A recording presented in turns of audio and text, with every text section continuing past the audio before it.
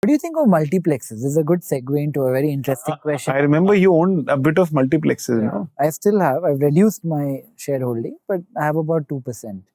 And I keep asking a lot of PVR. Right? I was on the board of Inox for a long time. now they've merged PVR and So you would know. You should tell us this, yeah? Like you are interrogating us. I think you should also answer some of these. You tell us like, what's going to happen in multiplexes. I'll tell you truly. What were your belief and why you think? So my tryst with multiplex companies started many years ago. Okay, like maybe 6 or 7 years ago, I had a very, very bearish outlook of them. 6-7 years ago, pre-pandemic.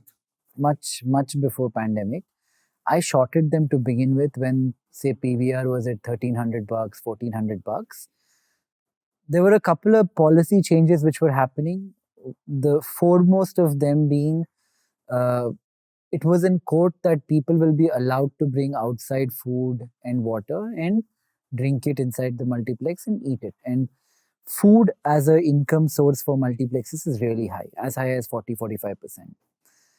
Then it changed pre-pandemic when I went long these companies because my reasoning changed to India too, like Sir mentioned, is growing. In terms of entertainment for a family of 4 for 3 hours at sub 1,000 rupees in a safe air-conditioned environment, the alternatives were not many. One could argue cricket is an alternative, but I thought as India too grows, the relevance of multiplex will go up, and they also become like these distribution hubs, which I don't think they have up until now. But if people are going there so often, it gives them the opportunity to do other kind of marketing, branding, advertising, all kinds of stuff.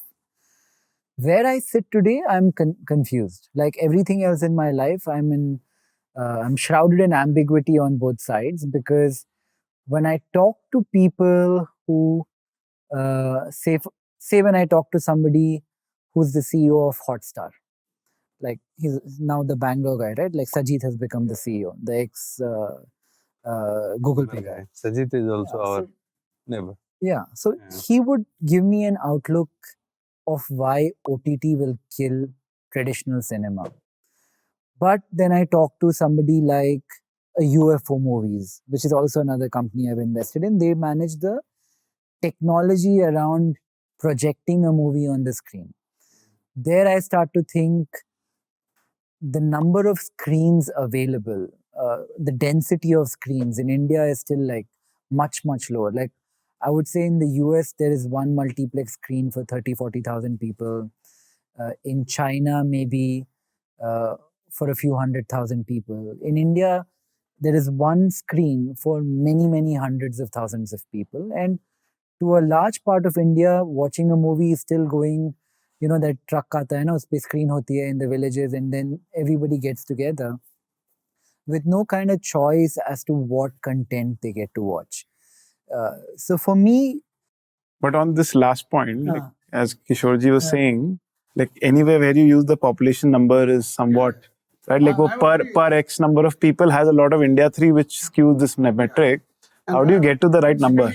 Secondly, people believe that India 2 wants to come into India 1. I don't think so.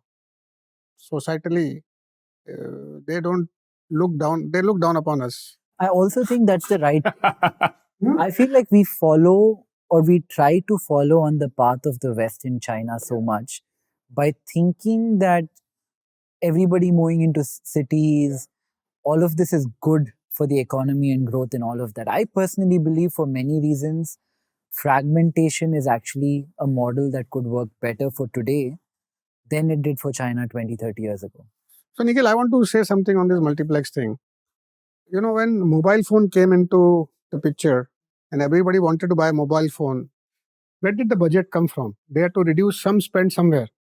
And the biggest impact came on fashion. And we were a part of the fashion business then. And people were changing phone in the first 6 months. Everybody was changing phone much faster. Now it's slowed down.